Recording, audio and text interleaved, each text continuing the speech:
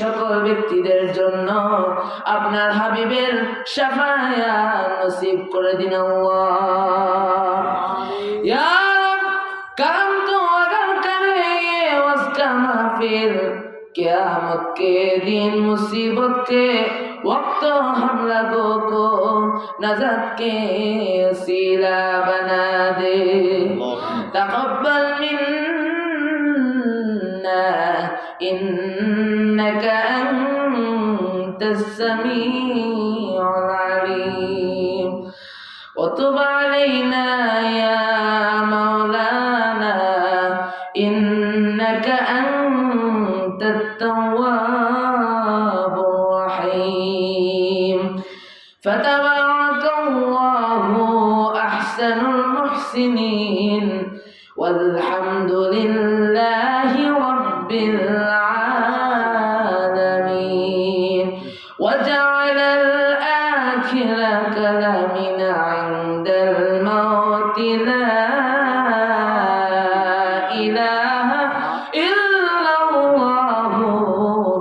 محمد رسول الله صلى الله عليه وسلم قال رب اشرح لي صدري ويسر لي أمري واحلل عقدة من لساني يفقه قولي وعلم الإنسان زدني علما سبحانك لا علم لنا إلا ما علمتنا إنك أنت العليم الحكيم যাবতীয় সমস্ত প্রশংসা তারিফ সে মহান সত্তা তামাম জাহানের বাদশার বাদশাহ একমাত্র প্রতিপালক বিশ্ব জগতের মালিক সে মহান আল্লাহ রাব্বুল আলামিনের দরবারে যিনি আমাদেরকে সন্ধ্যা প্রাক্কাল থেকে নিয়ে এই সময়কাল পর্যন্ত এই মাহফিলে উপস্থিত থেকে দিনী আলোচনা শোনার ব্যবস্থা করে দিয়েছেন। এজন্য মাবুদের দরবারে আমরা প্রাণ ভরে কৃতজ্ঞতা শুকর জ্ঞাপন করছি। সকলে একবার মন প্রাণ উজাড় করে প্রভুর প্রতি সকল ভালোবাসা উজাড় করে দিয়ে গলা ছেড়ে চিৎকার দিয়ে বলুন আলহামদুলিল্লাহ। আর একটু জোরে বলা যাবে না? আলহামদুলিল্লাহ। আপনারা যারা রাস্তায় দোকানপাট এদিকে সেদিকে ঘোরাফেরা করছেন তারা আর একটু বিলম্ব না করে এই জান্নাতের বাগানে বসে যান। এদিক ওদিক ঘোরাফেরা করে আল্লাহ রহমত থেকে অনুগ্রহপূর্বক আল্লাহ রহমত থেকে বঞ্চিত হবেন না। সবাই আর বিলম্ব না করে এই জান্নাতের বাগানে বসে যান। উপস্থিত রয়েছেন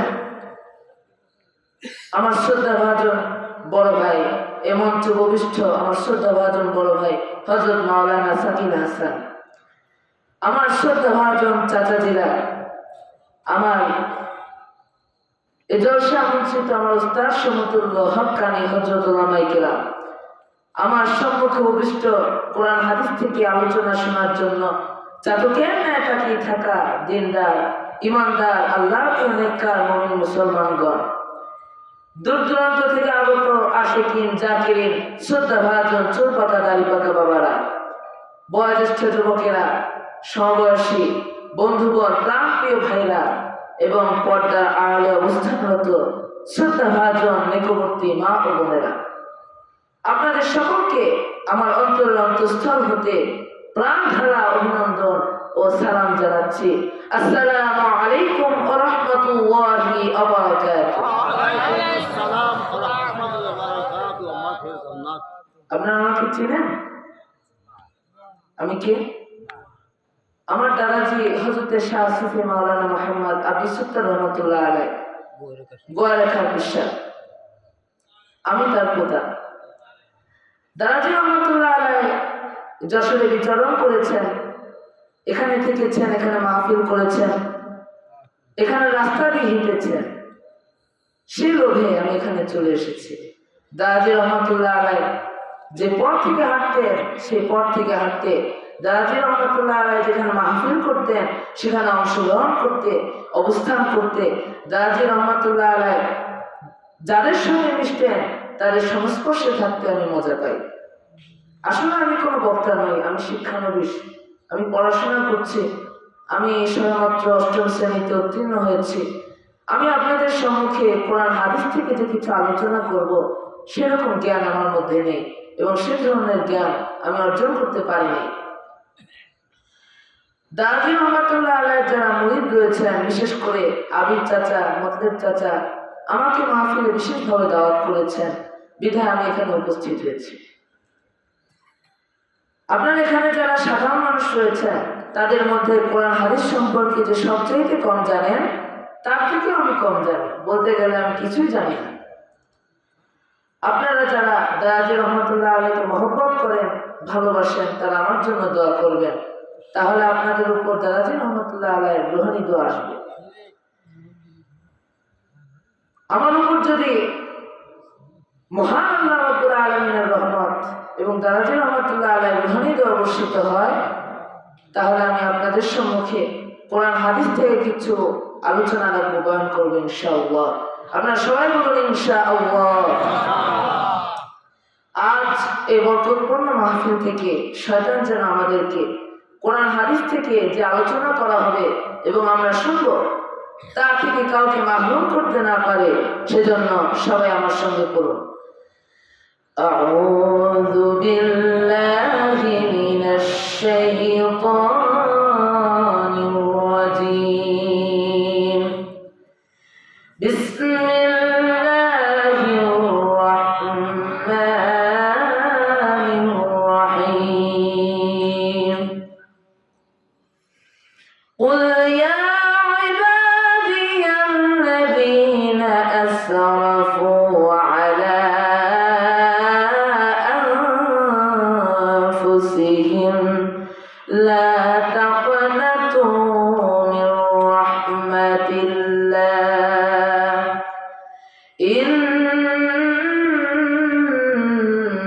ইন্নাল্লাহা ইয়াগফিরুয-যুনুবা জামিআ ইন্নাহু হুয়াল গফুরুর রাহিম।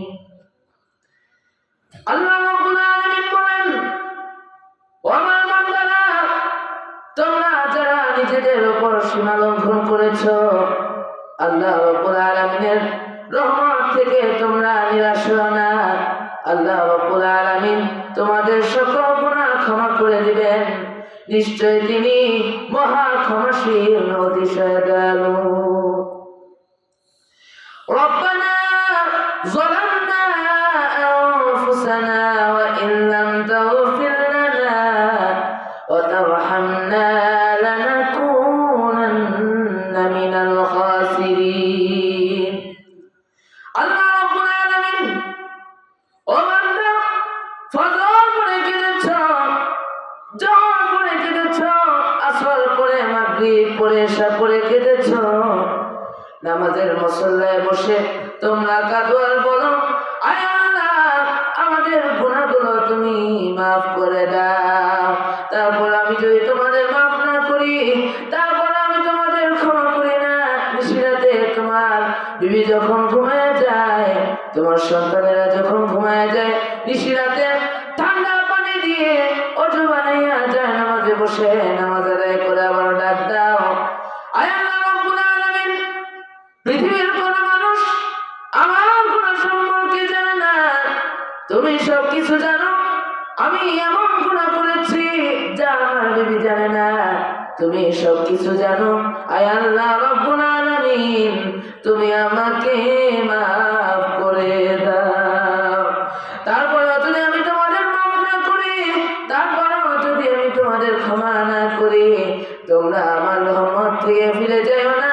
আমি তোমাদেরকে হুকুম দিচ্ছি, ওয়ালা আন্নাহুম ইযলামু আনফুসাহুম যাওকা। বান্দারা যদি গুনাহ করে ফেলো, আমার মুখ ফিরে তোমরা চলে যেও না। ও বান্দা, আকাশ পরিমাণ যদি গুনাহ করে ফেলো, পাতাল পরিমাণ যদি গুনাহ করে ফেলো, সাগরের পানি পরিমাণ যদি গুনাহ করে ফেলো, আমার দরবার থেকে তোমরা নিরাশ হও না। আমি তোমাদেরকে একটা রাস্তা বাতায় দিচ্ছি, একটা পথ আমি তোমাদেরকে দেখায় দিচ্ছি। সেই পথটি কোন পথ তোমরা জেনে নাও। ওয়ালাউ আন্নাহুম ইযলামু আনফুসাহুম লাউকা। বাদারে যখন তোমরা বরবাদ হয়ে যাবে, একটা পথ আমি তোমাদেরকে দেখায় দিলাম। সেই পথটি হলো আমার হাবিবের মদিনা। জোরে জোরে বলেন সুবহানাল্লাহ। আল্লাহ রাব্বুল আলামিন বলেন, আমার হাবিবের দরবারে গিয়ে তোমরা কেঁদে কেঁদে বলো, ইয়া রাসূলুল্লাহ, ইয়া হাবিবাল্লাহ, আয়াকা ইয়া রাসূলুল্লাহ। আল্লাহ রাব্বুল আলামিন বলেন, ফাস্তাগফিরুল্লাহ ওয়াস্তাগফার লাহুমুর রাসূল। ও বান্দা, তোমরা ডানে না গিয়ে, বামে না গিয়ে, পিছে না গিয়ে সরাসরি আমার হাবিবের কদমে চলে যাও। হাবিবের কদমে গিয়ে আমি আল্লাহর কাছে ক্ষমা চাও। তওবা করে করে দু চোখের পানি ছেড়ে দাও। তোমার চোখের পানি যখন বাহির হয়ে যাবে, ওই মুহূর্তে আমার হাবিব যদি তোমাদের জন্য সুপারিশ করেন, আমি আল্লাহ ওয়াদা দিলাম, গ্যারান্টি দিলাম, আমার হাবিব যদি তোমাদের জন্য সুপারিশ করেন, সঙ্গে সঙ্গে তোমাদের জীবনের কবিরা সগীরা সব গুনাহগুলো আমি আল্লাহ ক্ষমা করে দেব। জোরে জোরে বলে সুবহানাল্লাহ। আমার আপনার গুনাহ মাফ করার জন্য এই রাসূলুল্লাহর দরবারে যাওয়ার দরকার আছে কিনা? এটা কোরআনের অপব্যাখ্যা নয়, এটা কোরআনের আয়াত। ওয়ালা আন্নাহুম ইয়াযলামু আনফুসাহুম যাউকা। যারা তাফসীর পড়েছেন, তাফসীর জালালাইন পড়েছেন, বুখারী পড়েছেন, মুসলিম পড়েছেন, ইবনে মাজাহ পড়েছেন, সিয়াসিত্তা পড়েছেন, ইজমা পড়েছেন, কিয়াস মেনেছেন, উসুল মেনেছেন, বালাগাত মেনেছেন, শরীয়ত বুঝেছেন, তরিকত বুঝেছেন, হাকিকত বুঝেছেন, ইলমে লাদুন্নি পেয়েছেন, ইলমে তাসাউফের জ্ঞান অর্জন করেছেন, তারা এক বাক্যে স্বীকার করবেন, মানুষের একমাত্র মুক্তির স্থান, আসনের স্থান, পরিত্রাণের স্থান, নাজাতের স্থান, আল্লাহকে পাওয়ার স্থান। সবাই বলেন মুহাম্মাদুর রাসূলুল্লাহ সাল্লাল্লাহু আলাইহি ওয়াসাল্লামের কদম মোবারক। জোরে বলেন সুবহানাল্লাহ। আমরা এই রাসূলকে চাই কি চাই না? অবশ্যই চাইবেন। এই পৃথিবীতে সন্তানের জন্য বাবা মা রয়েছে, স্বামীর জন্য স্ত্রী রয়েছে, স্ত্রীর জন্য স্বামী রয়েছে, এমনকি পৃথিবীর কোনো মানুষের জন্য অন্য কেউ না কেউ একজন রয়েছে। আর এটাই হলো দুনিয়া। আর দুনিয়া ও মাসরাতুল আখিরাহ। কিন্তু যেদিন এই দুনিয়ায় শেষ বিদায়ের ঘন্টা পড়ে যাবে, সেদিন সবাই সবাইকে ছেড়ে চলে যাবে। বাবা সন্তানকে, মা তার সন্তানকে, স্বামী তার স্ত্রীকে ছেড়ে চলে যাবে। সবাই বিচ্ছিন্ন হয়ে যাবে, সবাইকে চলে যেতে হবে। একমাত্র সাথী হবেন, বন্ধু হবেন, সঙ্গী হবেন। সবাই বলুন মুহাম্মাদুর রাসূলুল্লাহ সাল্লাল্লাহু আলাইহি ওয়াসাল্লাম। সুবহানাল্লাহ। আমাদের মওতের কালে নবী আপনাকে কাছে পেলে থাকবে না মরণ যন্ত্রণা, শুধু এইটুকুই মোদের কামনা। এই রাসূলকে আমরা চাই কি চাই না? আপনারা যারা এখানে বসে রয়েছেন একটু লক্ষ্য করে শুনুন। আমরা যারা এখানে বসে রয়েছি, আমরা প্রতিটি মুহূর্তে মৃত্যুবরণ করতেছি। অর্থাৎ আমরা যে শ্বাস নিচ্ছি এবং ত্যাগ করছি, একটি নিঃশ্বাস ত্যাগ করার পর আরেকটি নিঃশ্বাস যদি নিতে না পারি, তাহলে জীবন থাকবে না। হঠাৎ করে যদি বন্ধ হয়ে যায় তাহলে শেষ। একটি নিঃশ্বাস ত্যাগ করার পর আরেকটি নিঃশ্বাস নেওয়ার ক্ষমতা নেই। এই যে নিঃশ্বাস নেওয়া, এবং বাহির হওয়ার হুকুম মানছে কার? জোরে বলুন কার? আল্লাহ রাব্বুল আলামিনের। 3 কোটি টাকার বাড়ি বানাবেন, ব্যবসা বাণিজ্য সব কিছু সাজিয়ে বসে আছেন, টাকা দিয়ে ব্যাংক খুলেছেন, স্বর্ণ হীরা মণি মুক্তা গচ্ছিত জীবন, সুখে স্বাচ্ছন্দ্যে সমৃদ্ধ, নিঃশ্বাসটার ভিতরে গেল না, সব কিছু শেষ। আপনার স্বাদের বাড়ি, সেখান থেকে আপনাকে বাহিরে নিয়ে আসা হবে, এমন এক জায়গায় আপনার ঘর হবে, সেখানে কোনো বাতি থাকবে না, গুটগুটে অন্ধকার। আপনার নামের শেষে অমুক সাহেব তমুক সাহেব কোনো কিছু আর থাকবে না। আপনার যে ঘর হবে সেখানে কোনো বাতি থাকবে না, গুটগুটে অন্ধকার। সেখানে কোনো এয়ার কন্ডিশনার বা ফ্যান থাকবে না, সেখানে কোনো পরিপাটি চাদর বালিশ বা গচ্ছিত আসবাবপত্র থাকবে না, কোনো সঙ্গী নেই, বন্ধু নেই, চারিদিকে শুধু মাটি আর মাটি। এই জায়গাকে বলা হয় আখিরাতের প্রথম ঘাঁটি আলমে বজ্জার। আর এই জায়গার নাম হলো 3.5 হাত মাটির ঘর, কবর। এই কবরে যাওয়ার প্রোগ্রাম আমাদের আছে কিনা? ডাইনে মাটি বামে মাটি, মাটির হবে বিছানা,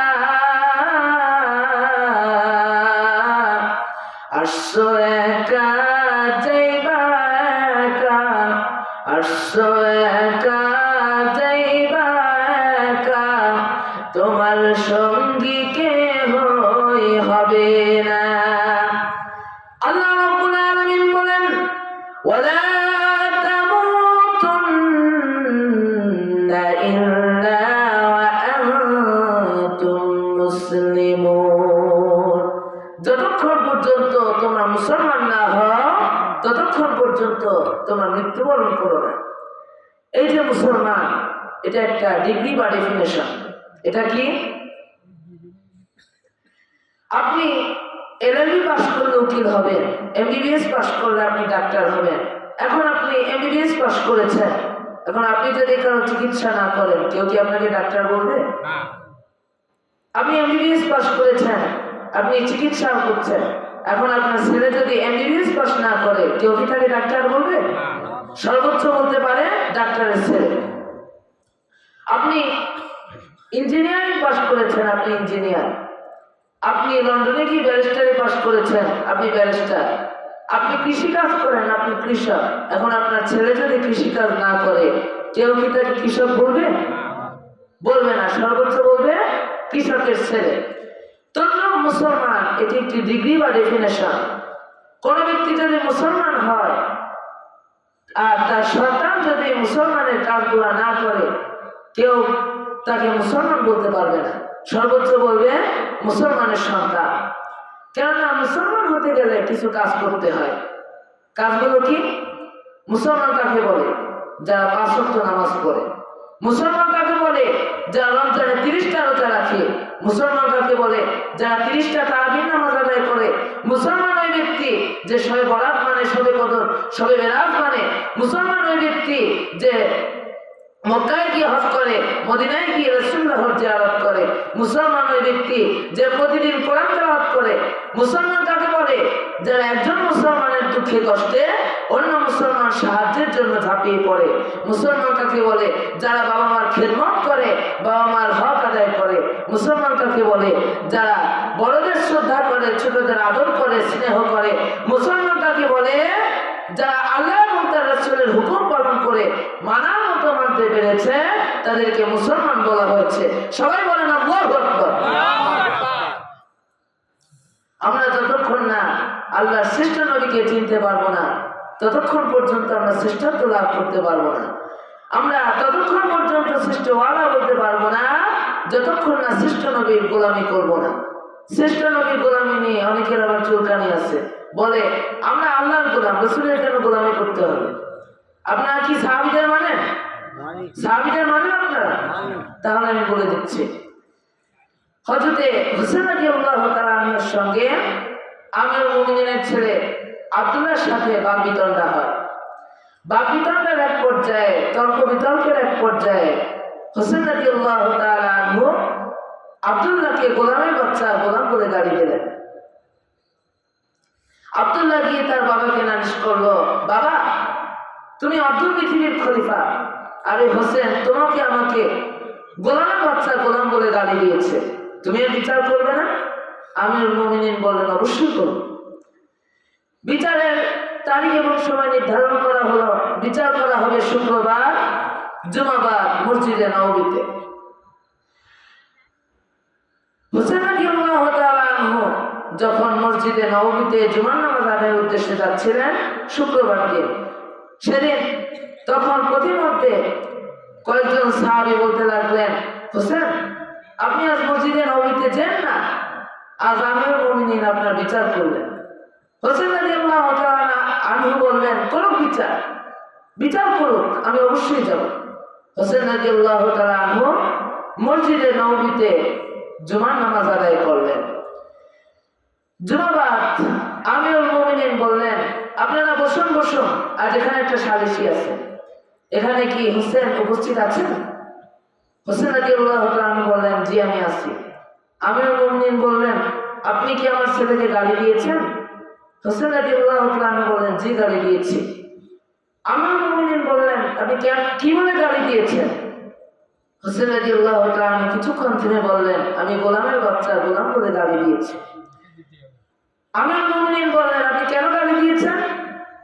হোসেন রাদিয়াল্লাহু তাআলা আনহু কিছুক্ষণ থেমে বললেন, আপনি সারা জীবন আমার নানার গোলামি করেন না, গালি দিয়েছি তো কি হয়েছে? আপনি সারা জীবন আমার নানার গোলামি করেন না?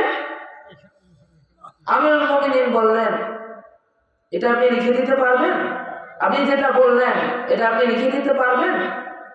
হোসেন রাদিয়াল্লাহু তাআলা আনহু বললেন, আমি এখনই লিখে দিচ্ছি। হোসেন রাদিয়াল্লাহু তাআলা আনহু সুন্দরভাবে লিখে দিলেন। আমিরুল মুমিনিন লেখাটি হাতে নিয়ে দু চোখে পানি দরদর করে ছেড়ে দিলেন, আপনারা সাক্ষী থাকুন।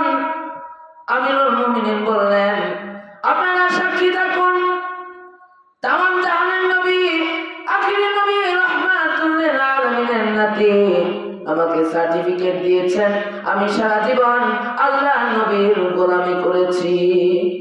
আমার যখন মৃত্যু হবে এই সার্টিফিকেটটা আমার কাফনের কাপড়ের মধ্যে ঢুকিয়ে দিবেন, তাহলে হাসরে মিজানে, কবরে হাসরে মিজানে, পুলসিরাতে কোথাও আমার কোনো বাধা থাকবে না, আমি এই সার্টিফিকেটটা দেখাইয়া পার হয়ে যেতে পারবো।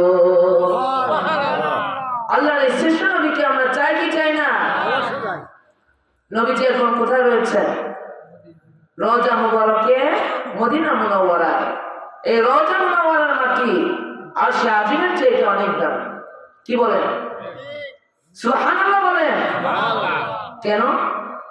আরশে আজিমকে যদি প্রশ্ন করা হয়, কুরসিকে যদি প্রশ্ন করা হয়, লৌহে মাহফুজকে যদি প্রশ্ন করা হয়, তোমাদেরকে যদি প্রশ্ন করা হয় তোমাদেরকে আল্লাহ কি থেকে সৃষ্টি করেছেন, সব কিছু জবাব দিবে। বেহেশত থেকে জবাব আসবে, আমাদেরকে আল্লাহ নবীর পসিনা ঘাম থেকে সৃষ্টি করেছে। তার মানে নবীজি যেখানে শুয়ে রয়েছে সেখানের মাটি আরশে আজিমের চাইতে অনেক দামি। কিন্তু সেখানে যাওয়ার পূর্বে আল্লাহ রাব্বুল আলামিন আমার নবীর কাছে আজরাইল আলাইহিস সালামকে পাঠালেন। আমরা যারা এখানে বসে রয়েছি, আমাদের কাছে এমনকি পৃথিবীর যে কোনো জায়গায় যে কোনো মানুষের কাছে আজরাইল এসে কি মত বিনিময় করবেন? আসসালামু আলাইকুম স্যার, আপনি কেমন আছেন? আর কিছুক্ষণের মধ্যে আপনার রুমটা নিয়ে যাব, আপনি যাওয়ার জন্য প্রস্তুত আছেন কি? এই ধরনের আলাপ আলোচনা করার কি কোনো চুক্তিনামা আছে? আপনাদের আওয়াজ শুনে মনে হচ্ছে কারো কারোর সঙ্গে চুক্তিনামা করা আছে। আওয়াজ করে মনে হচ্ছে চুক্তিনামা করা আছে। তবে সবার কাছে আসবেন তিনি, আসা মাত্রই জান কবজ করে চলে যাবেন। কিন্তু আল্লাহ রাব্বুল আলামিন আজরাইল আলাইহিস সালামকে বললেন, আজরাইল তুমি আমার বন্ধুর কাছে যাবে মানুষের সূরাতে।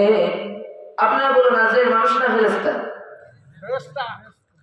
কিন্তু আল্লাহ রাব্বুল আলামিন বলেন, আজরাইল আমার বন্ধুর কাছে যাও, আজ আমি তোমাকে আমার এমন এক বন্ধুর কাছে পাঠাচ্ছি যে বন্ধুকে তৈরি না করলে তুমি আজরাইলকে, মিকাইলকে, জিবরাইলকে, ইসরাফিলকে, এমনকি আকাশের উপরে যত ফেরেশতা রয়েছে, জান্নাত জাহান্নাম কোনো কিছুই সৃষ্টি করতাম না।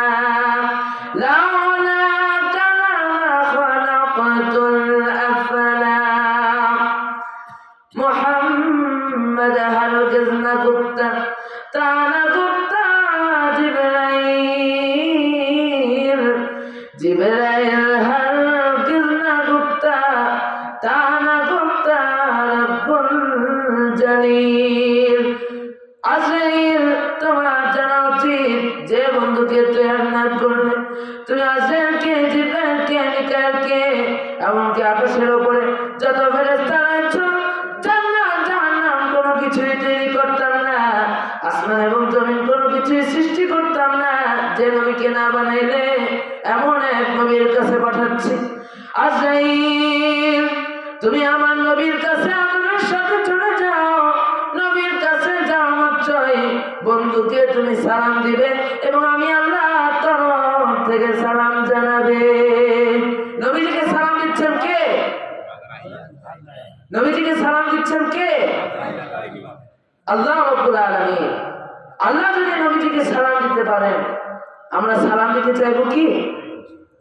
নবীকে সালাম দিতে হবে আদবের সাথে। কিভাবে? আদবের সাথে। এই পৃথিবীতে সব জায়গায় বেয়াদবি চলে, কিন্তু রাসূলের রওজায়, রাসূলের দরবারে কখনো কোনো বেয়াদবি চলে না। রাসূলের সামনে যদি কেউ বেয়াদবি করে, তার কি ফল? ইতিহাস প্রমাণ, আসমান এবং জমিনের শ্রেষ্ঠ স্পিকার যিনি হচ্ছেন মুআল্লিমুল মালায়েকা, মিস্টার ইবলিস শয়তান, 6.5 লক্ষ বছর ধরে আল্লাহর ইবাদত করেছে। আল্লাহ নবীর নূর মুবারক অস্বীকার করার কারণে আল্লাহ রাব্বুল আলামিন সঙ্গে সঙ্গে ঘোষণা করেছেন, আল্লাহ ওয়াস্তাগফারা ওয়া কানা মিনাল কাফিরিন। ইবলিস, তুই 6.5 লক্ষ বছর ধরে ইবাদত করেছিস, আমার নবীর নূর মুবারক অস্বীকার করার কারণে আমি তো সব ইবাদত বরবাদ করে দিলাম, নস্যাৎ করে দিলাম। আমার হাবিবের সামনে যদি কেউ বেয়াদবি করে, আমি আল্লাহ বরদাস্ত করি না। আল্লাহর এই শ্রেষ্ঠ নবীর দরবারের মহব্বত হচ্ছে জান্নাতে যাওয়ার গ্যারান্টি। আর শ্রেষ্ঠ নবীর ভালোবাসা এবং তার সুন্নাতের পায়রবি হচ্ছে জান্নাতে যাওয়ার ব্যবস্থা, আল্লাহকে পাওয়ার ব্যবস্থা। জোরে বলেন সুবহানাল্লাহ। আমরা এই নবীকে চাই কি চাই না? আমরা এই নবীর দ্বারা থাকতে চাই, কথা বলে থাকতে চাই। আমাদের নেতার নাম কি? হযরত মুহাম্মদ মুস্তাফা সাল্লাল্লাহু আলাইহি ওয়াসাল্লাম। বলতেছিলাম, হযরত আজরাইল আলাইহিস সালাম এসে নবীজিকে সালাম দিয়ে বলেন, আসসালাতু ওয়াসসালামু আলাইকা ইয়া রাসূলুল্লাহ, আসসালাতু ওয়াসসালামু আলাইকা ইয়া হাবিবাল্লাহ। আজরাইল এসে যখন নবীজিকে সালাম দিলেন, ওই সময় ওই ঘরে উপস্থিত ছিলেন নবী দুলালী, আমাদের সকলের মা, জান্নাতের সর্দারিনী হযরতে মা ফাতেমা রাদিয়াল্লাহু তাআলা আনহা। বাবার মুখে আজরাইল আসার কথা শুনে মা ফাতেমা কেঁদে কেঁদে বেহুশ সর্বক্রম হাসান হোসেন কাঁদতেন আর বলেন, ও বাবা, নানা আমাদেরকে এতিম বানায়া চলে যাচ্ছেন, আর তুমি এত কাঁদো। তুমিও যদি আমাদের ছেড়ে চলে যাও, আমরা কাকে নিয়ে বাঁচবো গো মা? মা ফাতেমা বলেন, বিরক্ত করিস না, বিরক্ত করিস না। তামাম জাহানের সব কিছুর চাইতে আমি আমার বাবাকে ভালোবাসি। কি সম্পর্ক বাবার সঙ্গে ফাতেমা? নবীজি ফাতেমাকে ডেকে কানের কাছে মুখ লাগায় বলেন, আমার ইন্তেকালের পরে না, সর্বপ্রথম আমার সঙ্গে তোমার দিদার হয়ে যাবে। মায়ের সারা দিয়া বলেন, ফাতেমা, তোমার বাবা তোমাকে কি বললেন? মা ফাতেমা বললেন, আব্বা বলেছে বলেছেন আমার সব কিছু সহ্য হয়, কিন্তু তোমার চোখের পানি আমি সহ্য করতে পারি না। তুমি আর কেঁদো না, আর কেঁদো না। আমি তোমাকে একখানা সুসংবাদ দেই, আমার ইন্তেকালের পরে মা সর্বপ্রথম তোমার সঙ্গে আমার দিদার হয়ে যাবে।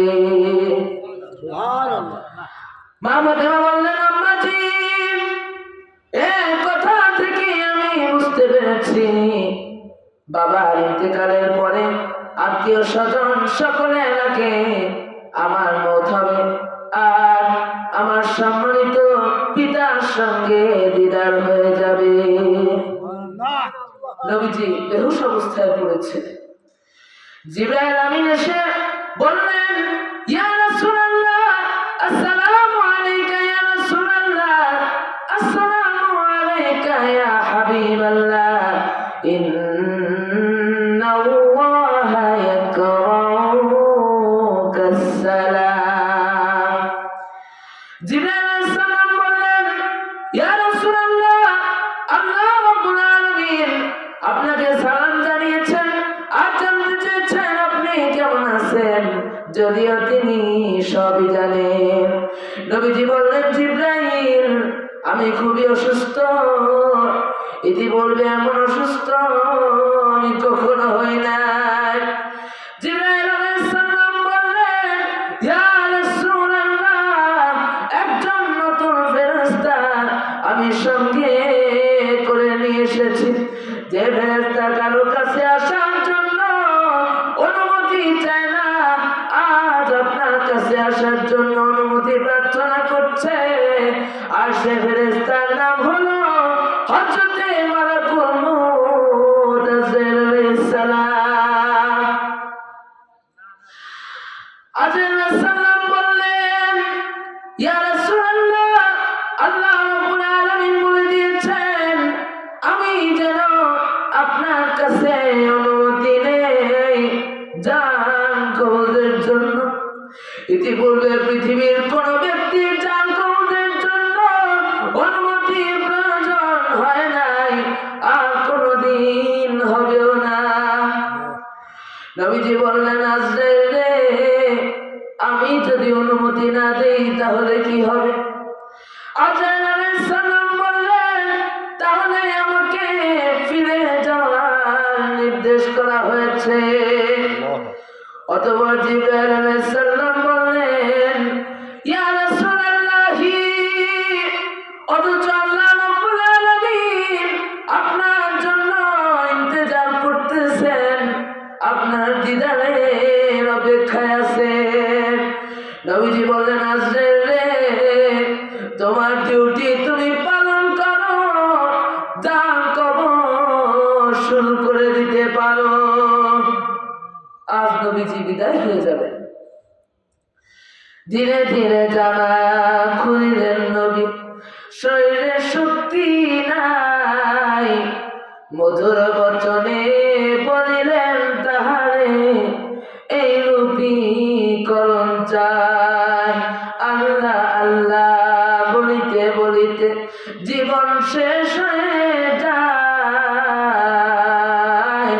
মুখে শুধু বলেন করুণ স্বরে, উম্মতি হায় হায়, উম্মতি হায় হায়।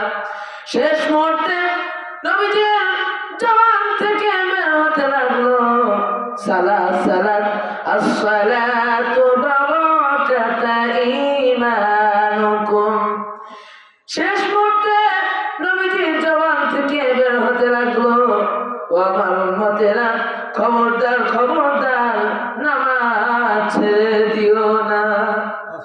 নবীজি ইন্তেকালের সময় স্ত্রীর কথা, মেয়ের কথা, নাতির কথা, জামাইয়ের কথা, কারো কথা বললেন না, মুখে শুধু উম্মতের কথা বললেন, আর উম্মতের জন্য বলে গেলেন, ও আমার উম্মতেরা, নামাজ নামাজ নামাজ ছেড়ে দিও না। সেই নবীর হুকুম আল্লাহর হুকুম অমান্য করে যে ব্যক্তি নামাজ ছেড়ে দেয়, দুনিয়া বরবাদ হবে, কিয়ামত বরবাদ হয়ে যাবে। আমি আল্লাহর কসম করে বলছি, আমার আপনার নাজাত কালকে আমাদের ময়দানে আল্লাহ রাসূলের সুপারিশ ছাড়া হবে না। অন্য করে নবী সুপারিশ করতে পারবে না। সবাই বলবে ইয়া নাফসি ইয়া নাফসি। আর আমার আপনার নবী হাসরের ময়দানে আরশের ছায়া সিজদায় পড়িয়া কাঁদিতে থাকিবেন, উম্মতি উম্মতি রব্বি হাবলি উম্মতি বলিয়া। আজ এই পবিত্র জলসায় আপনাদের কাছে একটা ওয়াদা নিব, করতে পারবেন? ওয়াদা করতে পারবেন? আর কোনদিন নামাজ ছেড়ে দেব না, পারবেন করতে? যারা ওয়াদা রক্ষা করতে পারবেন তারা হাত উঠাবেন, আর যারা ওয়াদা রক্ষা করতে পারবেন না তারা হাত উঠাবেন না। দুই হাত উঁচু করেন, সবাই বলেন ইয়া আল্লাহ। আরো জোরে বলুন ইয়া আল্লাহ। তোমার পবিত্র নামে ওয়াদা করি, শপথ করি, কসম করি, যতদিন পর্যন্ত মালাকুল মউত আমার মাথার কাছে না আসতেছে ততদিন পর্যন্ত ফরজ নামাজ, ফরজ রোজা আর ছেড়ে দেব না, আর ছেড়ে দিব না, আর ছেড়ে দেব না। সবাই বলেন ইয়া আল্লাহ। আমার মৃত্যু পর্যন্ত আমার আজকের ওয়াদা পালন করার তৌফিক দাও। আমিন আমিন আমিন। হাত নামান, আল্লাহ কবুল করেন, আমরা সবাই বলি আমিন। আর 5 দিন পর মাহে রমজান মাস আসছে, আমরা সবাই রোজা রাখবো ইনশাআল্লাহ। আজকে কিন্তু অর্ডার করেছেন 30টা রোজায় রাখবেন। অনেকে বলে বাবা আমার তো গ্যাস্ট্রিকের সমস্যা, রোজা রাখতে পারি না। আমি বলছি আপনি 30টা রোজায় রাখবেন, একটি রোজা ভাঙবেন না। 30টা রোজায় আপনি রাখবেন, তাতে আপনার যত কষ্ট হোক না কেন রাখবেনই, আপনার গ্যাস্ট্রিকের সমস্যা থাকবে না। সবাই জিকির করেন লা ইলাহা ইল্লাল্লাহ,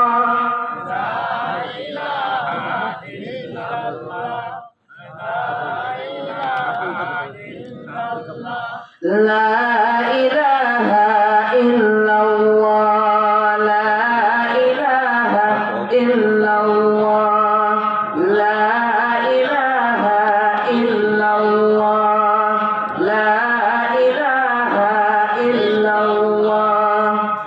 আল্লাহ আল্লাহ ইবিসিরি আস্তরম শির শুকর মিকোন জানাম তামাম। আল্লাহ নাম স্মরণ করতে করতে, আল্লাহর নাম জিকির করতে করতে আল্লাহর বান্দা বান্দি এমন হয়ে যায় দুনিয়ার স্বাদ, দুনিয়ার স্বাদ তাদের কাছে ভালো লাগে না। লা ইলাহা ইল্লাল্লাহ, লা ইলাহা ইল্লাল্লাহ, লা ইলাহা ইল্লাল্লাহ, লা ইলাহা ইল্লাল্লাহ, লা ইলাহা ইল্লাল্লাহু মুহাম্মাদুর রাসূলুল্লাহ সাল্লাল্লাহু আলাইহি ওয়াসাল্লাম। প্রিয় হাজিরিন, কত বড় প্রচন্ড ক্ষমতার মালিক আমার আল্লাহ। কোরআন শরীফে আছে আল্লাহ রাব্বুল আলামিন বলেন কিয়ামতের দিন 7টা আসমান আমি কাপড়ের মতো ডান হাতে বেঁচে নেব। আল্লাহু আকবার। কত বড় প্রচন্ড ক্ষমতার মালিক। সবাই বলেন আল্লাহু আকবার। আল্লাহ সর্বশ্রেষ্ঠ। সর্বশ্রেষ্ঠ। এই স্লোগানটা আমরা জন্ম থেকে শুনে আসি, কি বলেন?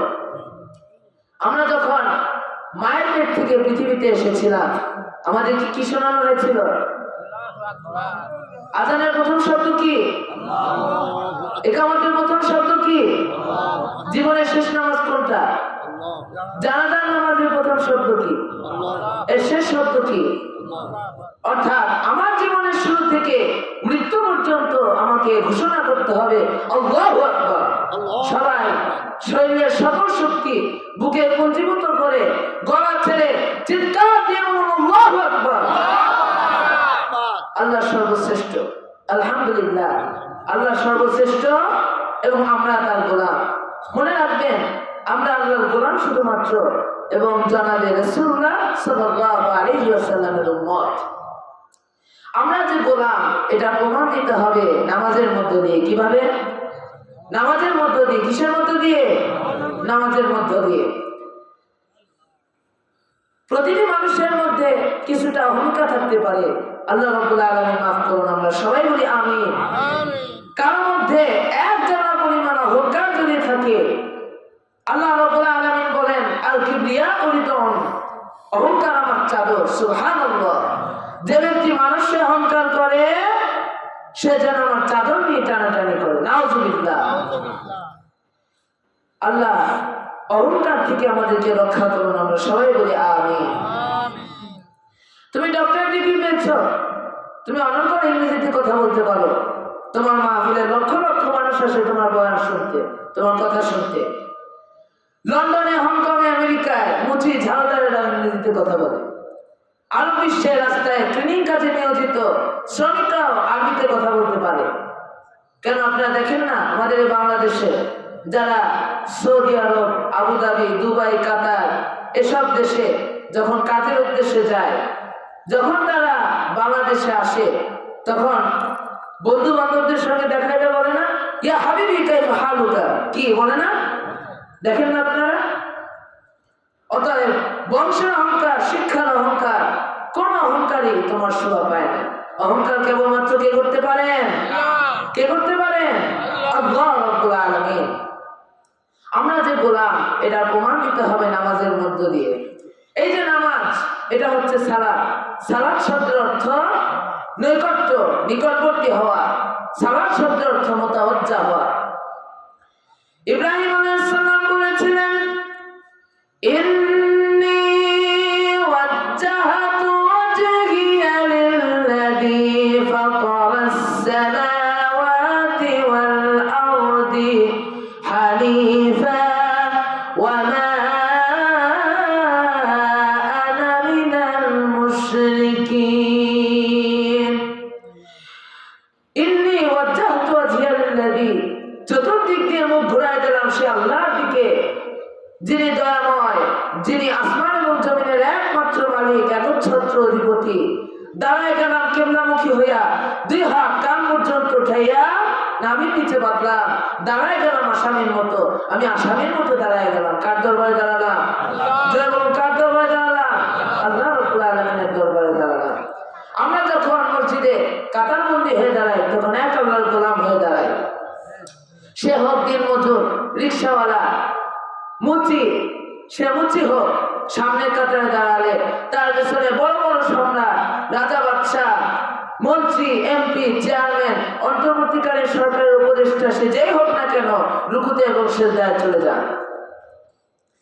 একই হিসাব में खड़े हो गए महमूद आया जान, न कोई बंदा रहा जात, न कोई बंदा नवाजात नवाजात। একই কামরায় বাদশা মাহমুদ এবং তার ভৃত্য আজাদ দাঁড়ায় গেছে। এখন ভৃত্য নাই, সম্রাট নাই, দুজনই আল্লাহর গোলাম হয়ে গিয়েছে। আমি যখন নামাজে দাঁড়ালাম এক আল্লাহর গোলাম হয়ে দাঁড়ালাম, আর যখন রুকুতে গেলাম আমার অহংকার সব শেষ করে দিলাম, আর যখন সিজদায় চলে গেলাম আমার অহংবোধকে মিশিয়ে দিলাম।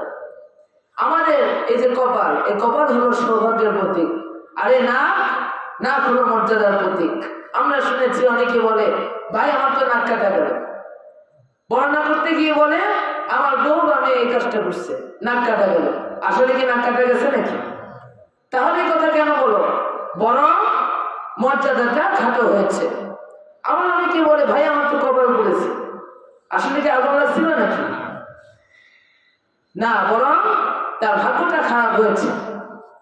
এখন যদি কোনো মুসলমান তার ভাগ্যকে সুপ্রসন্ন করতে চায়, দুনিয়া এবং আখিরাতে তার মর্যাদা বাড়াইতে চায়, তাহলে তাকে দৈনিক 5 বার এই কপাল আর নাক দিয়ে আল্লাহর দরবারে সিজদায় গিয়ে মাথা নত করে গোলামে পরিণত হয়ে যেতে হবে।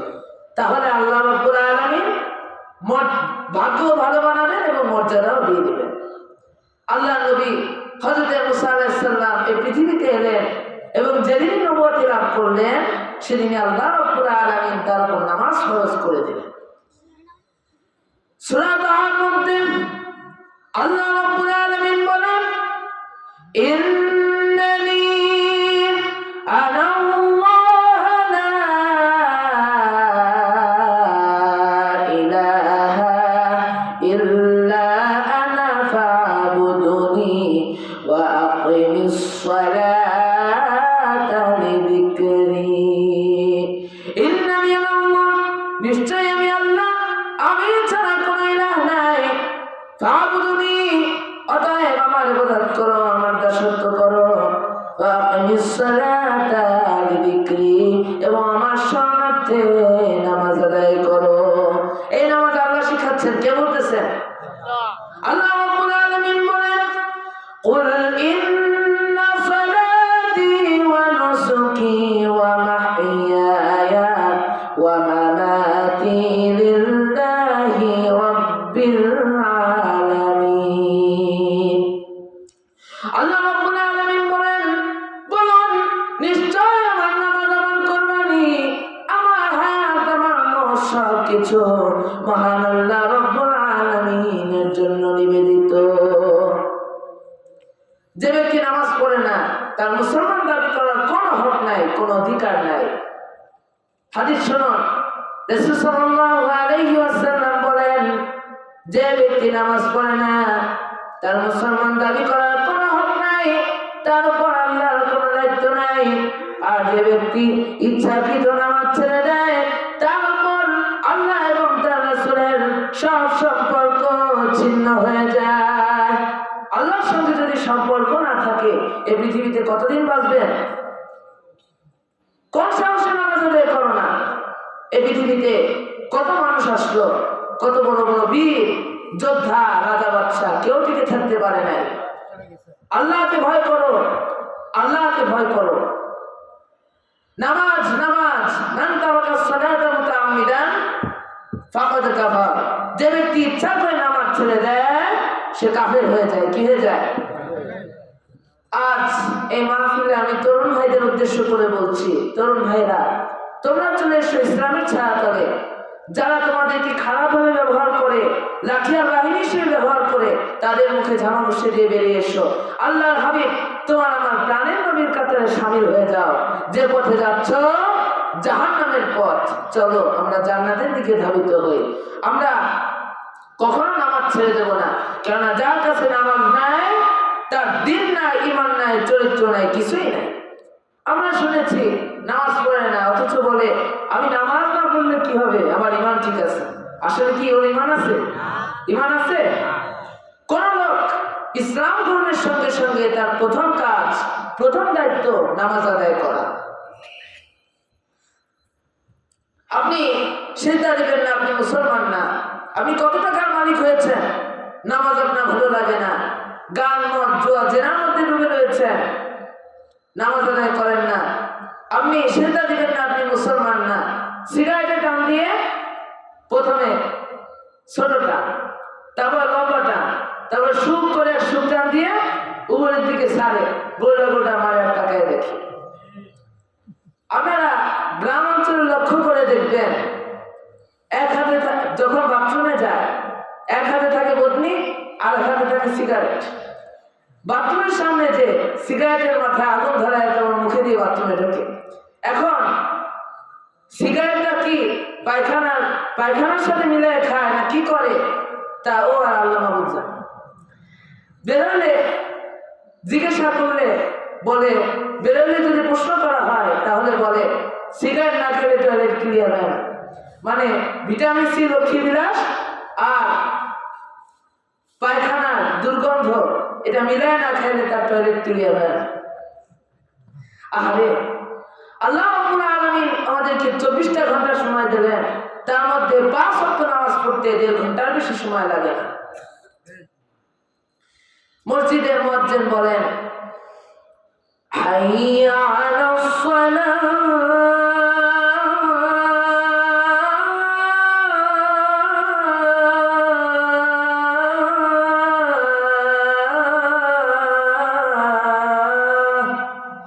এসো না ডাকো কেন? নামাজের দিকে আসলে আবার কি হবে? মুয়াজ্জিন জবাবে বলেন, হাইয়া আলাল ফালাহ।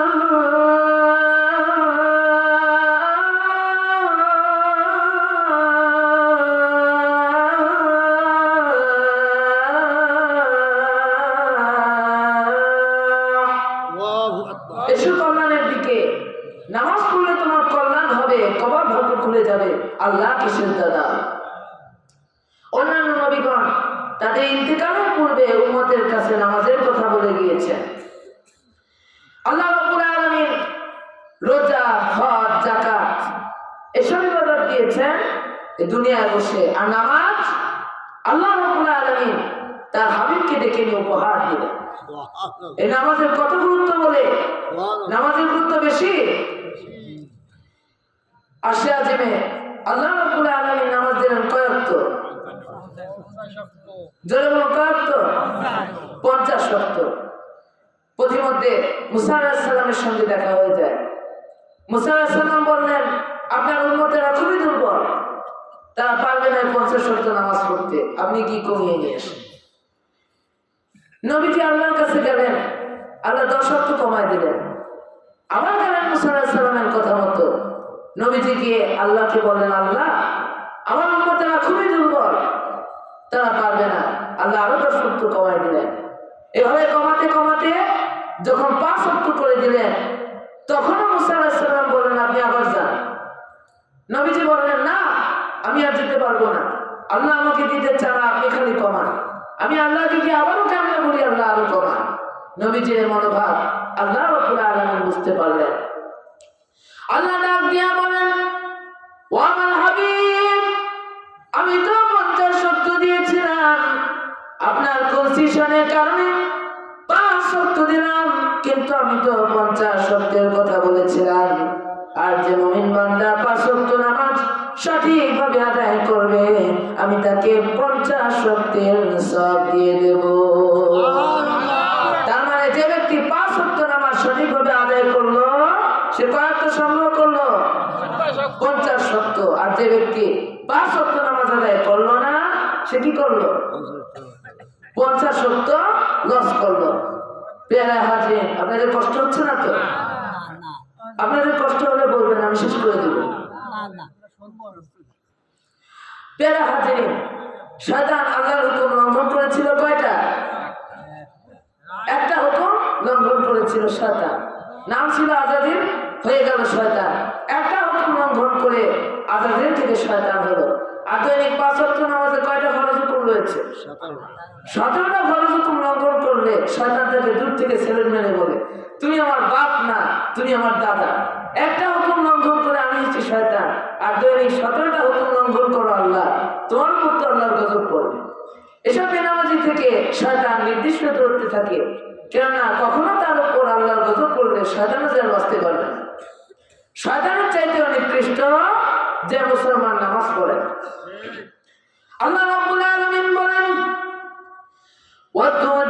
ওয়াতুজাহিদুনা ফি সাবিলিল্লাহি বিআমওয়ালিকুম ওয়া আনফুসিকুম যালিকুম খায়রুল লাকুম ইন কুনতুম তা'লামুন। আল্লাহ রাব্বুল আলামিন বলেন, আমি আল্লাহর রাস্তায় মাল দিয়ে জান দিয়ে জিহাদ করো, এটাই হচ্ছে উত্তম কাজ। তোমরা যদি ইসলাম বুঝে থাকো, এটাই হচ্ছে তোমাদের জন্য উত্তম কাজ। এখানে আগে বলেছেন মালের কথা, পরে এসেছে জানের কথা। আগে কোনটা? না আমাদের তো জান দিয়ে দেবো, কিন্তু মাগার মাল দেবো।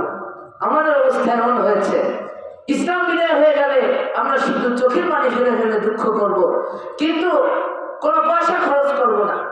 টাকা ব্যয় হয় এমন কোনো কাজের সঙ্গে নিজেকে সম্পৃক্ত করব না। নিজে খালি জনগণের খাওয়া খাবো, জনহিতকর কোনো কাজে অর্থ ব্যয় করব না। নিজে কেমনে খাওয়া যায় সেই চেষ্টা চালাই যাব।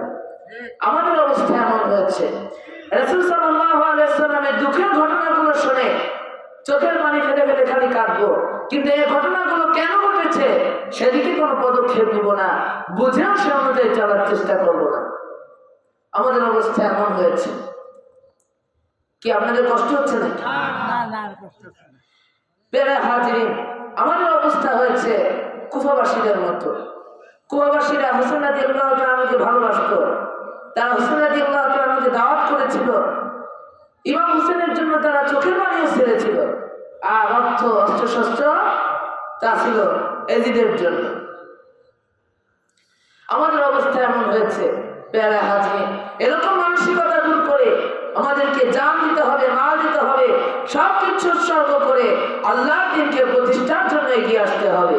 সমাজে ক্রমান্বয়ে শয়তানি, বদমাশি, অন্যায় ভরে গিয়েছে। কেবলমাত্র আল্লাহর দ্বীন প্রতিষ্ঠিত হলে সমাজে শান্তি ফিরে আসবে। টাকা আছে, কিন্তু টাকা দিয়ে কি হবে যদি আল্লাহর দ্বীনকে প্রতিষ্ঠা করতে না পারে? কি আপনারা বেজার হলেন? রাগ হলেন নাকি? প্রিয় হাজিরিন, দেখুন না, একটা লোক সারাটা জীবন যত মিছিল করেছে মঙ্গল শোভাযাত্রার পক্ষে, ধর্ম নিরপেক্ষের সমর্থনে, মূর্তি বানানোর পক্ষে, এখন তো মূর্তি ভাঙা হচ্ছে না। মিটিং করেছে হক্কানি আলেম ওলামার বিপক্ষে, বই লিখেছে কোরআন হাদিসের সমালোচনা করে, বিরুদ্ধাচরণ করেছে ইসলামের, ভোট দিয়েছে ইসলাম বিরোধী লোককে। সবকিছুই মানুষের তৈরি করা মতামতের জন্য, আর তার জীবনের কোনোটাই ইসলামের কোনো কাজে লাগে নাই। যখন সে মরে গেল, মরা মানুষটারে কবরে নামাইয়া বললে বিসমিল্লাহি মিল্লাতি রাসূলিল্লাহ, অর্থাৎ তাকে রাসূলের দলে উঠাইয়া দিলেন। কেন তোমার মতো মরা লাশটাকে রাসূলুল্লাহ উঠাইয়া তারপরে নিতে যাবেন? তোমার মতো মরা লাশটা রাসূলুল্লাহ বহন করতে যাবেন কেন? অতএব আজ এই মাহফিলে বলতে চাই, আমাদেরকে জান দিতে হবে, মাল দিতে হবে, সবকিছু উৎসর্গ করে লড়াই করতে হবে আল্লাহর রাস্তায়। আমার ভোট, আমার টাকা পয়সা, আমার জান, আমার মাল সবকিছু হবে মহান আল্লাহ রাব্বুল আলামিনের জন্য। ইন্না সালাতি ওয়া নুসুকি ওয়া মাহইয়ায়া ওয়া মামাতি লিল্লাহি রাব্বিল আলামিন। নিশ্চয় আমার নামাজ, আমার কুরবানি, আমার হায়াত, আমার মওত সবকিছু মহান আল্লাহ রাব্বুল আলামিনের জন্য নিবেদিত। ইমানদার বান্দা, মুমিন বান্দা তার ইমানের জোরে তার আত্মমর্যাদা এত বেড়ে যায়, সত্য কথা বলতে গিয়ে সে নিজেকে চিন্তা করে না, হক কথা বলতে গিয়ে সে ভাবে না হক কথা বললে আমার চাকরি থাকবে না, ইমামতি করি হক কথা বললে আমার চাকরি থাকবে না। যদিও আমার মুখে এগুলো শোভা পায় না, তারপরেও বলতে বাধ্য হচ্ছে, কেননা যখন আমি মসজিদে নামাজ পড়তে যাই তখন এগুলো লক্ষ্য করি। সুদ, ঘুষ, পর্দা বা এ জাতীয় বিষয় নিয়ে আলোচনা এলে, বয়ান আসলে, তা এড়াই যেতে চাইলে বা চাপিয়ে পড়লে এতটুকু তো আমি বুঝতে পারি। ইমানদার বান্দা, মুমিন বান্দা, ইমামতি করি হক কথা বললে আমার চাকরি থাকবে না, ইমানদার বান্দা, মুমিন বান্দার মধ্যে এরকম মানসিকতা কখনো আসবে না। কেন এমনটি হলো? কেননা কোরআন তাকে জানিয়েছে ইন্নাহু হুয়ার রাজ্জাকু যুল কুওয়াতিল মাতিন। নিশ্চিতভাবে রিজিকের মালিক একমাত্র আল্লাহ, নিরঙ্কুশভাবে রিজিকের চাবিকাঠি তারই হাতে। আমার রিজিক যদি আল্লাহর হাতে হয়, এটা যদি বিশ্বাস করি, তাহলে মসজিদে মেম্বরে দাঁড়ায় হক কথাটা বলতে পারি না কেন? চাকরি করি হক কথাটা বলতে ভয় পাই কেন? মসজিদের সেক্রেটারি, সভাপতি, মোতাল্লির কাছে আমার রিজিক নয়। আমার রিজিক, আমার খাদ্য কার কাছে? কার কাছে? আল্লাহ রাব্বুল আলামিনের কাছে। কোরআন কি কথা বলেন ঠিক, হাদিস কি কথা বলেন ঠিক। সুদ, ঘুষ, পর্দা বা এ জাতীয় কোনো বিষয় নিয়ে আলোচনা এলে, বয়ান আসলে তা এড়াই যেতে চাই চাকরির বয়। কেননা আমার এই বয়ান শুনে সেক্রেটারি নিয়ে পর্দা করবে, আর সে যদি শোনে, আর সভাপতি ব্যাংকের সুদ খান সেও শোনে, তাইলে আমার আর চাকরি থাকবে না। আর যদি বলে দে স্ত্রী এবং কন্যা পর্দা না করার কারণে তার কপালে দায়িত্ব লেখা থাকবে, তার জন্য জান্নাত হারাম হয়ে যাবে, এমন বয়ান আল্লাহর কোরআনে, রাসূলের হাদিসে থাকা সত্ত্বেও বলতে পারবো না। যদি আমার চাকরিটা চলে যায়, একই রাখতে হবে রিজিকের মালিক একমাত্র আল্লাহ। হক কথা কোরআন হাদিসের কথা, এটা বলবোই, এটা কাউকে ছেড়ে দেব না, এটা বলবোই। তাতে আমার চাকরি থাকুক বা না থাকুক, এর নাম আত্মমর্যাদা। এর নাম কি? দুর্ভাগ্য হলেও সত্য, মসজিদের সেক্রেটারি, মাদ্রাসার সেক্রেটারি গুলো অধিকাংশ এমন হয় যে ইসলামের আদর্শগুলোকে বিশ্বাসী করে, ধর্ম নিরপেক্ষ বিশ্বাসী, অথচ মসজিদের সেক্রেটারি, মাদ্রাসার সেক্রেটারি। কারণ কি? কারণ মুসলিমরা ভাবে ওনার পয়সা বেশি, উনি ধনী মানুষ, ওনার এই বাড়ি। অথচ আল্লাহ রাব্বুল আলামিন কোরআনে নিষেধ করেছেন, যার মধ্যে দিন নাই, ইমান নাই, চরিত্র নাই, মসজিদের সেক্রেটারি হয়ে বসে আছে, আর ইমাম ভয়ের সাথে কথা বলে না। আছে না এমন? আছে না এমন? আছে। আমাদের এলাকায় অবশ্য এ ধরনের কেউ নাই। এমন বয়ান, এ ধরনের বয়ান যদি আমি অন্য কোনো মাহফিলে গিয়ে দিই, আর সে মাহফিলের সভাপতি যদি এ ধরনের হয়, তাহলে আমাকে আর জীবনে মাহফিল দাওয়াত করবে না। মসজিদে, মাদ্রাসায়, কোর্ট, অফিস, আদালত, সব জায়গায় তুমি হক কথা বলতে পারবে যখন তোমার ইমান বিল্লাহ করতে হবে। ইমানটা যখন মজবুত হবে, তখন বুঝবে এই চাকরি আমার পায়ের গোলা। এখানে যদি আমার চাকরি না থাকে, অন্য জায়গা থেকে আল্লাহ রাব্বুল আলামিন আমার রিজিকের ব্যবস্থা করে দেবেন। আল্লাহর ভয় থাকলে কেউ চাকরি ভয় করবে না, ঘুষ খেতে পারে না, কোনো অন্যায়ের সঙ্গে সে আপোষ করতে পারবে না। একটা লোক করলো কি, তার ফাইল সারানোর জন্য পকেট থেকে কিছু টাকা বাইর করে অফিসারের হাতে দিতে গেলে অফিসার না ধরে বললো, এই বেয়াদব, রোজা রমজানের দিনে এটা হাতে নেওয়া যায় নাকি? লোকটা বললো, আশ্চর্য, আপনি তো চাইলেন। অফিসার বলে, চাইছি তো কি হয়েছে, রোজা রেখা ওইটা হাতে নেওয়া যায় নাকি? লোকটা বললো, তাহলে কি করবো? অফিসার এক কাম দিয়ে টেবিলের ড্রয়ারটা খুলে বললো, ড্রয়ারের মধ্যে রেখে যাও। লোকটা ড্রয়ারের মধ্যে টাকা রেখে বললো, স্যার আপনি যা করলেন আমার একটা গল্প মনে পড়ে গেল, যদি কিছু মনে না করেন বলি। অফিসার বললো, হ্যাঁ বলুন, কি গল্প? যদি কিছু মনে না করেন, একটা লোক পাকা ফজলিয়াম দিয়া, দুধ দিয়া কসলাইয়া ভাত খাচ্ছে। হঠাৎ ছেলেকে ডাক দিয়ে বললো, গেদু চামচটা নিয়ে এত। ছেলে বলে, বাবা চামচ লাগবে কেন, হাত থেকে তো খাচ্ছে। বাবা বলে, তা তুই তার কি বুঝবি, আমি তো এতই পাকা, দুধ দিয়ে যখনই মাখাইছি আমার সাথে কিন্তু খাওয়ার মতো লাগে, তাই হাত দিয়ে খাইতে ঘৃণা করে বলে চামচ দিয়ে খাইতে চাইছি। লোকটা আল্লাহকে ভয় করে না, নামাজ পড়ে ঠিক, রোজা রাখে ঠিক, ভয় করে না। রোজা রমজানের দিনে এটাকে হাতে নেওয়া যায়, টেবিলের ড্রয়ারে রেখে যাও, আল্লাহকে ভয় করে না লোকটা। নামাজ পড়ে ঠিক, রোজা রাখে ঠিক, আল্লাহকে ভয় করে না। আল্লাহ ভয় থাকলে কেউ ঘুষ খেতে পারে না।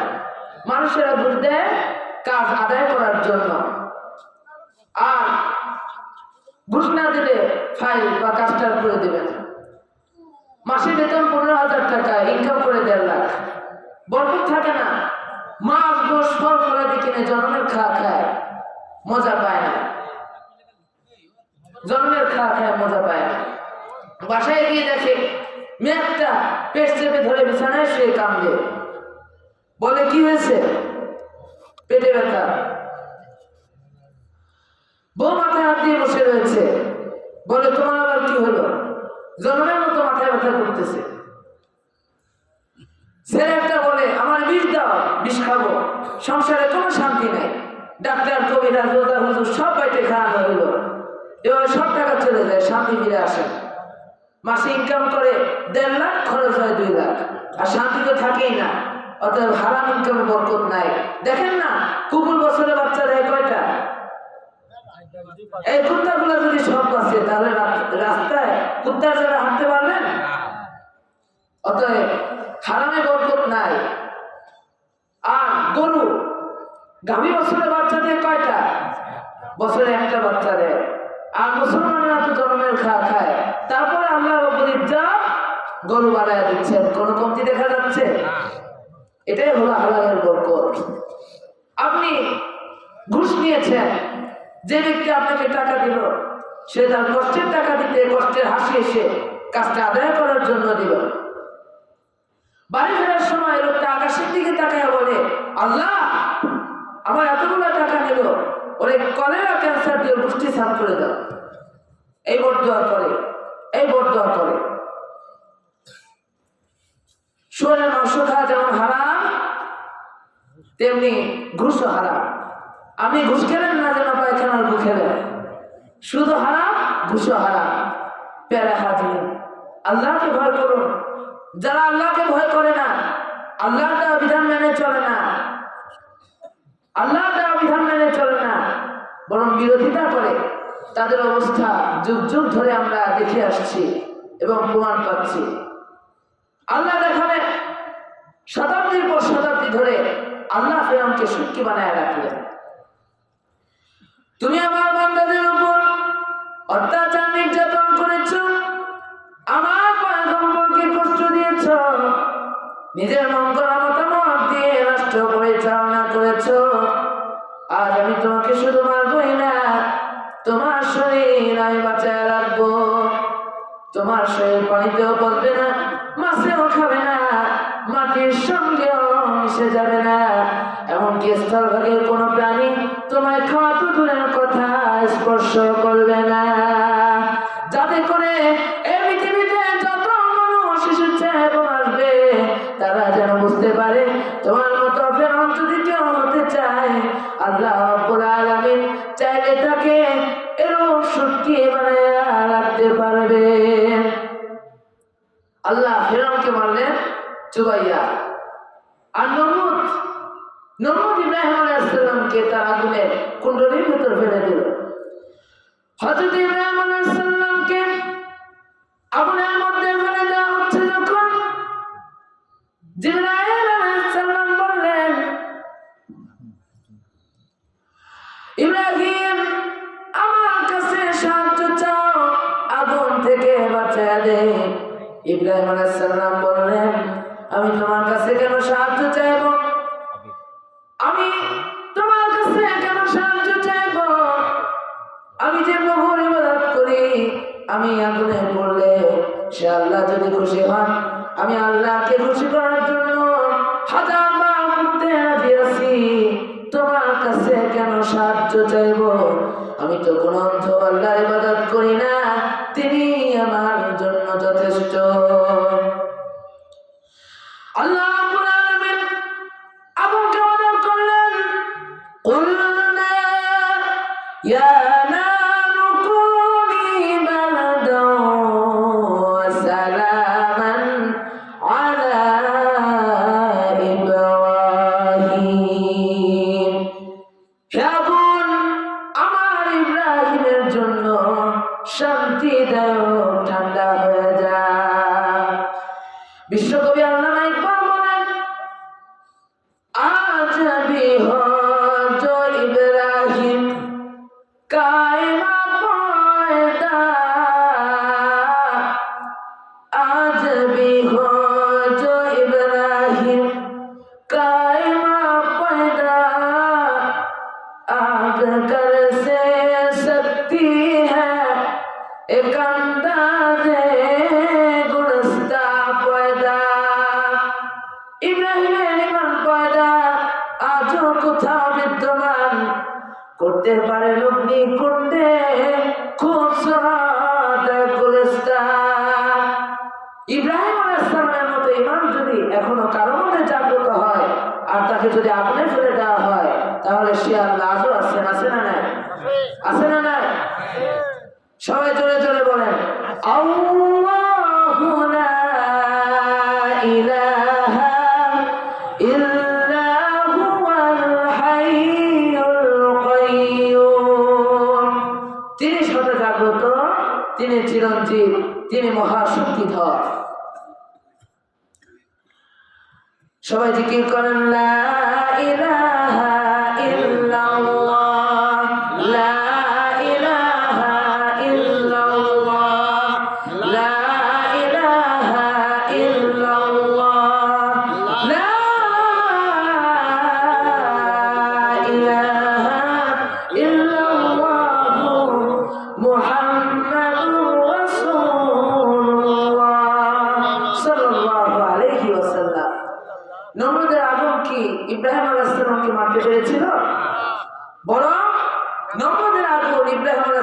একটা পশম পরিমাণ জ্বালাতে পারে না।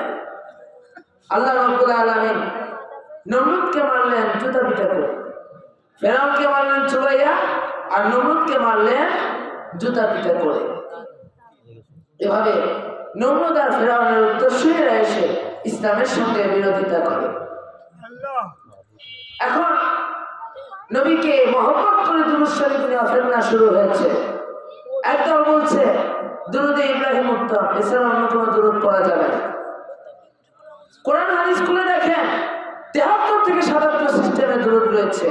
সবাই বলেন আল্লাহু আকবার। হাদিস শরীফ পড়তে গিয়ে কালা রাসূলুল্লাহ সাল্লাল্লাহু আলাইহি ওয়াসাল্লাম বলে থাকি। এখানে সাল্লাল্লাহু আলাইহি ওয়াসাল্লাম একটি দুরূদ ও সালাম একসাথে লেখা। এই দুরূদ বাদ দিবেন আপনি? এই দুরূদ বাদ দিবেন? ইমাম বুখারী 7309 বার এই দুরূদ লিখে দিয়েছেন। অনেকে এই দুরূদ বসে পড়েন, আবার কেউ দাঁড়ায় পড়েন। এই ইখতিলাফ করার কি আছে? আল্লাহর রাস্তায় ইখতিলাফ করে সমাজে ফিতনা সৃষ্টি করবেন না। নবীর প্রতি মহব্বত আপনার, আপনি নবীকে মহব্বত করে দাঁড়ায় দুরূদ ও সালাম করছেন, এনে ইখতিলাফ করার কিছু আছে? ইখতিলাফ করার কি আছে? আমরা নবীকে মহব্বত করি, ভালোবাসি, এটা হৃদয় দিয়ে ভালোবাসতে হবে। কি বলেন?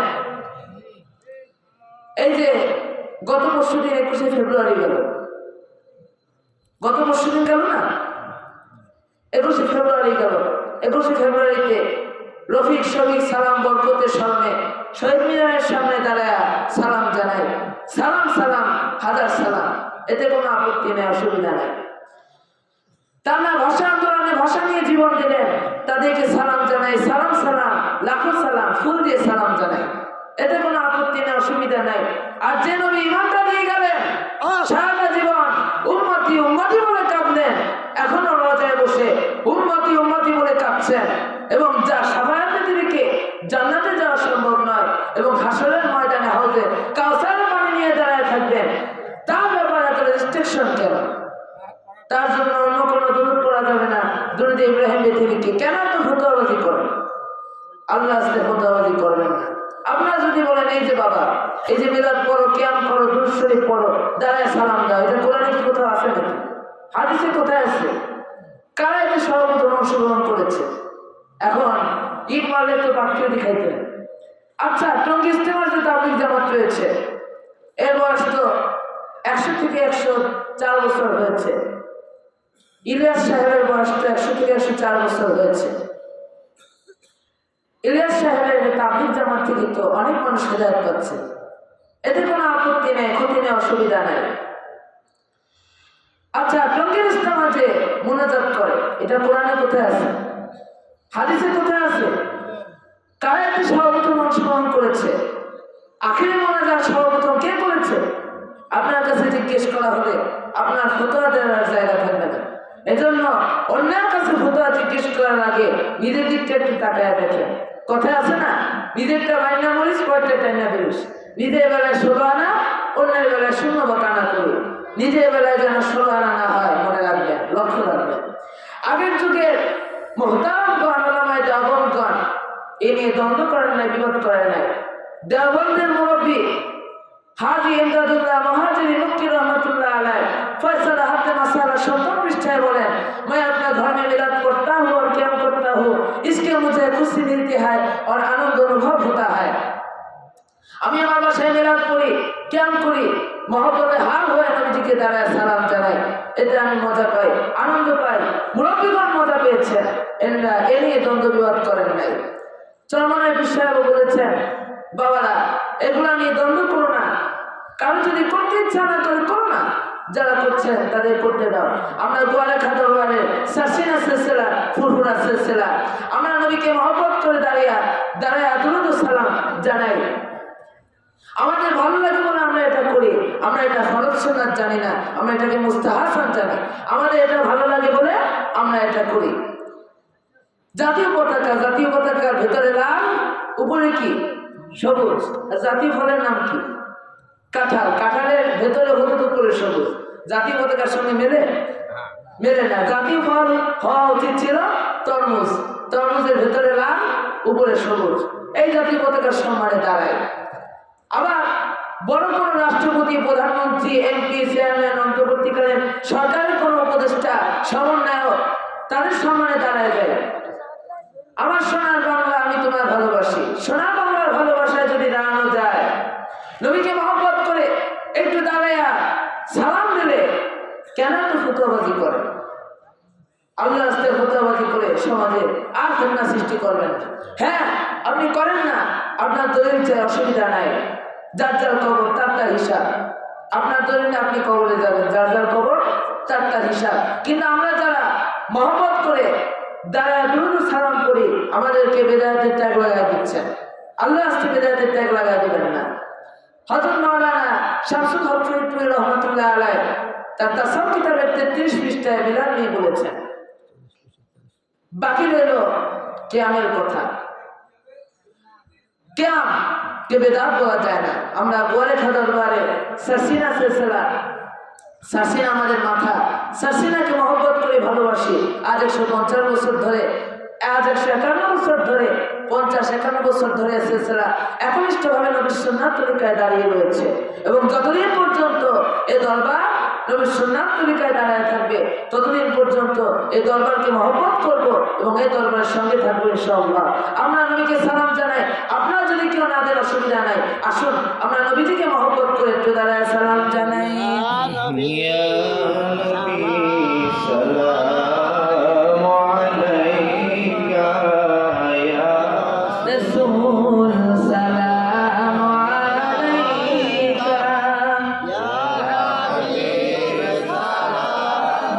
يا حبيب سلام عليك صلوات الله عليك يا رسول الله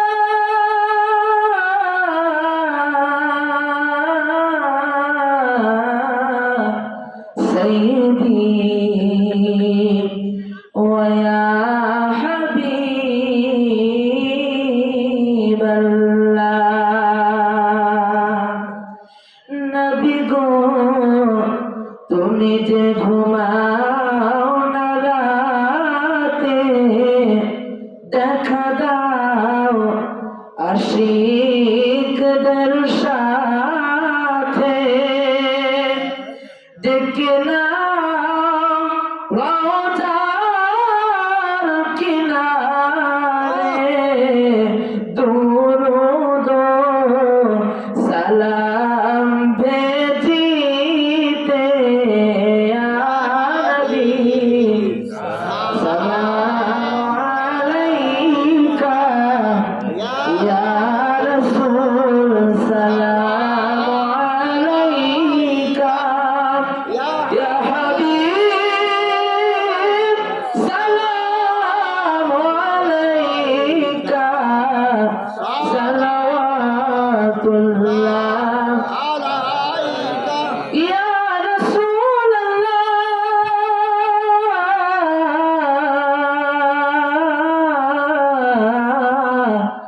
উম্মতের দরদি নবী ওয়া হাবিবাল্লাহ মদিনার অলি গলিতে চায় যেমন ছুটিয়া যাইতে, বুক ভরা সালাম ভেজিতে, বরকতি আপনার রওজাতে ইয়া নবী সালাম আলাইকা ইয়া রাসূল সালাম ইয়া হাবিব সালাম আলাইকা সালাওয়াতুল্লাহ ইয়া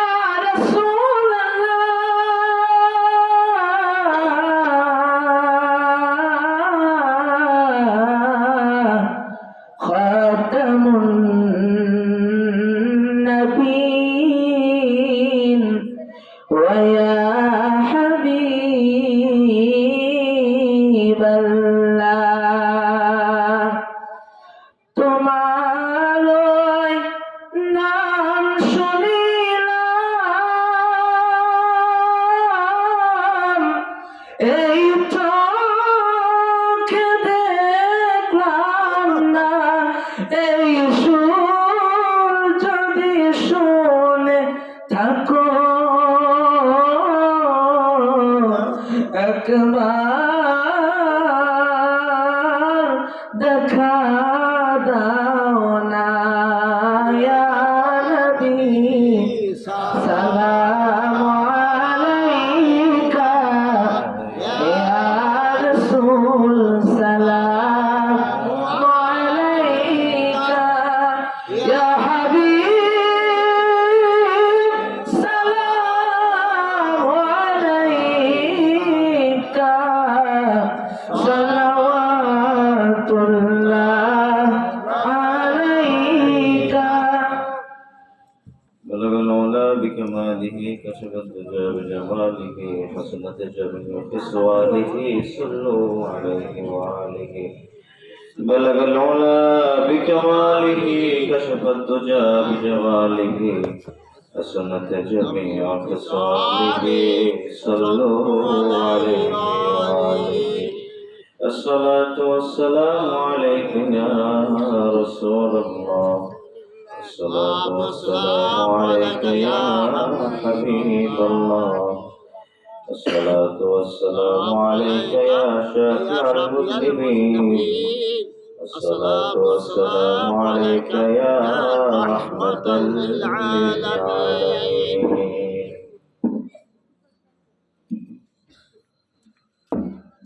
تبارك দিয়ে দেন تبارك সাথে কারা আছে تبارك দিয়ে দেন বাবাজিরা আল্লাহ পাকের দরবারে হাজার শুকর যে আল্লাহ রাব্বুল আলামিন প্রতি বছরের ন্যায় এবছরও সুন্দরময় মাহফিলটা করার তৌফিক দান করেছেন। আপনারা খুশি না বেজার? বাবাজিরা আপনারা খুশি না বেজার?